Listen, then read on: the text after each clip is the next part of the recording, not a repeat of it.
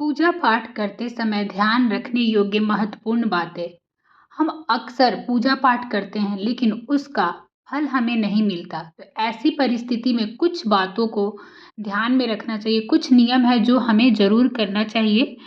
तो दोस्तों, सबसे पहले जब आप पूजा कीजिए तो सूर्य भगवान, गणेश जी, दुर्गा माता, शिव जी और विष्णु जी जो होते हैं वो ये पंचदेव हैं।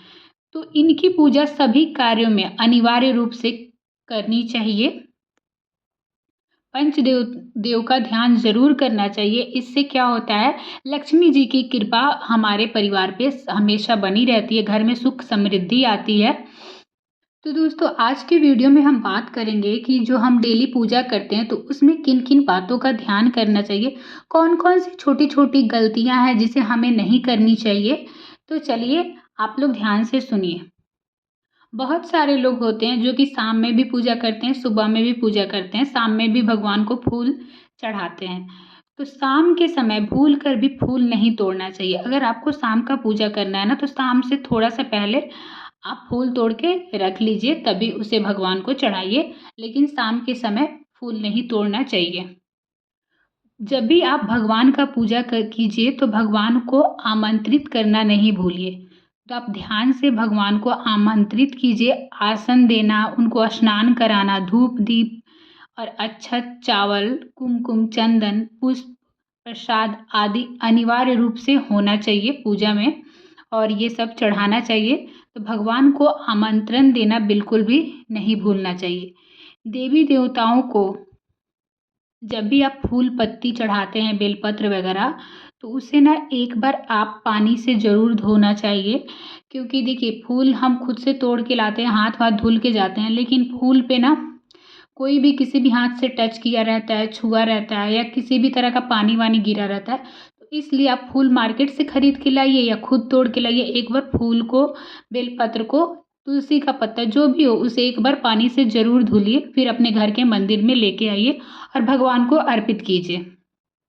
पूजा में आपको ना पान का पत्ता रखना चाहिए, और पान का पत्ता ना हमेशा ऐसे ही नहीं चढ़ाना चाहिए। पान के पत्ते के साथ लौंग, इलायची ज़रूर चढ़ाना चाहिए। अगर आपको पान पूरा बना हुआ मिल गया तो बना हुआ पान चढ़ाना सबसे ज़्यादा उत्तम माना जाता है, श्रेष्ठ माना जाता है, तो वो भी आप चढ़ा सकते हैं।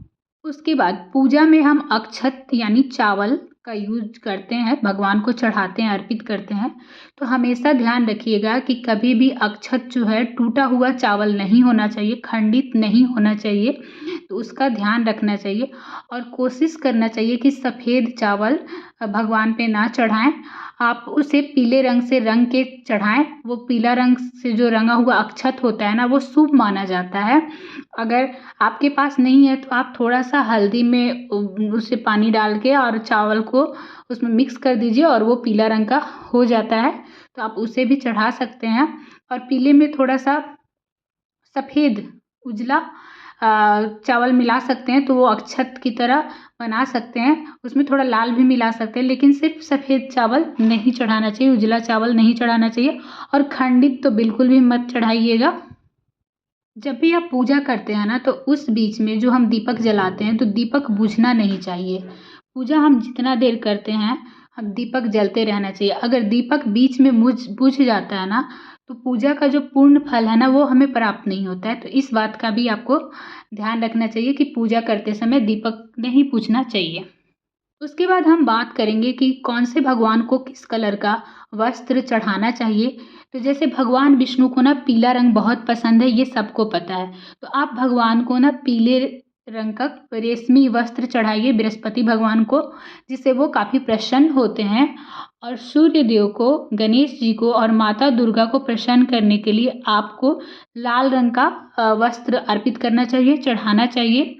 और भगवान शिव को ना सफ़ेद फूल, सफ़ेद वस्त्र बहुत ही ज़्यादा प्रिय है। तो आप भगवान शिव को ना सफ़ेद वस्त्र अर्पित कीजिए, चढ़ाइए, जिससे वो काफ़ी प्रसन्न होते हैं। पूजा पाठ में ना दीपक की बहुत ही मान्यता है। दीपक से जुड़ी बहुत सारी बातें हैं जिसे हमें विशेष ध्यान रखना चाहिए।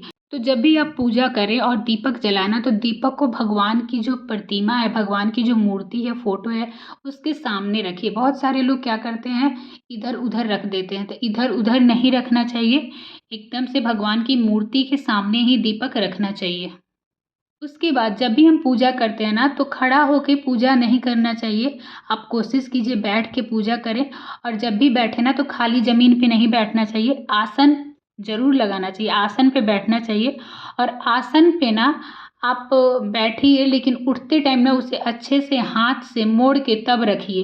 पैर से नहीं मोड़ना चाहिए, या आसन को ना पैर से नहीं खिसकाना चाहिए, पैर से इधर उधर नहीं करना चाहिए। दोस्तों, बहुत सारे लोग पूजा रूम में घी का दीपक जलाते हैं, बहुत सारे लोग तेल का दीपक जलाते हैं। तो दोस्तों, जब भी आप घी का दीपक जलाइए ना, तो उसमें जो सफ़ेद रुई का जो बाती आता है, वो उसका उपयोग कीजिए। और जब भी आप तेल का दीपक जलाइए ना, तो उसमें लाल रंग के जो धागे वाले बाती आते हैं ना, वो डालिए। वो शुभ माना जाता है, श्रेष्ठ माना जाता है। अगर आपके घर में किसी भी प्रकार का वास्तु दोष है, अगर आप वास्तु दोष से बचना चाहते हैं, तो आप प्रतिदिन एक घी का दीपक अपने घर में ज़रूर जलाइए और पूरे घर में ज़रूर दिखाइए। इससे क्या होता है ना, आपके घर में जो भी वास्तु दोष होगा वो हमेशा के लिए दूर हो जाएगा, ख़त्म हो जाएगा। तो दोस्तों, ये छोटी छोटी बातें हैं जो कि हमें अपने पूजा में ध्यान रखना चाहिए। वैसे तो कहा जाता है कर्म ही पूजा है, लेकिन फिर भी लोग मन की शांति के लिए मंदिर जाते हैं, पूजा पाठ करते हैं। तो पूजा पाठ आप कोई भी काम करते हैं ना, तो मन से कीजिए, मन से कीजिएगा, सच्चे मन से कीजिएगा, दिल से कीजिएगा और पूरे नियम निष्ठा के साथ कीजिएगा ना, तो उसका फल आपको ज़रूर भगवान देंगे। तो दोस्तों, ये छोटी छोटी बातें थी जो कि आपको डेली पूजा में ध्यान देना चाहिए। अगर आपको हमारा वीडियो पसंद आया हो तो प्लीज़ चैनल को सब्सक्राइब कीजिए, बेल आइकन प्रेस कीजिए, वीडियो लाइक कमेंट शेयर कीजिए। फिर मिलते हैं नेक्स्ट वीडियो में। अभी के लिए बाय बाय।